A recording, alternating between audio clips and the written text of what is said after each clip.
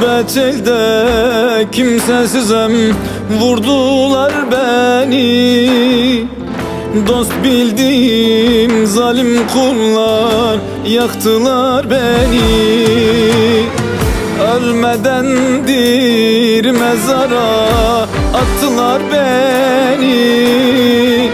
Gözüm kapanmadan son kez göreydim seni. Gurbet eli geze geze çok yorulmuşam. Bu ayrılık filizlenmiş, her gün yanmışam. Bu kadersiz sevdamıza hep ağlamışam. Dizlerime vurup vurup ağıt yakmışam. Kimsesizem bu ellerde hoyrat kalmışam. Adım garip, kendim garip, garip kalmışam.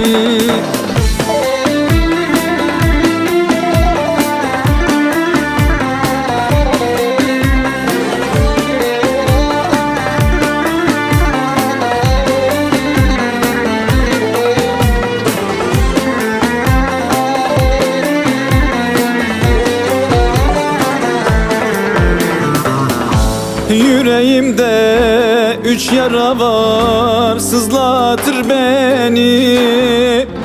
Memleketim, anam ve sen yandırır beni.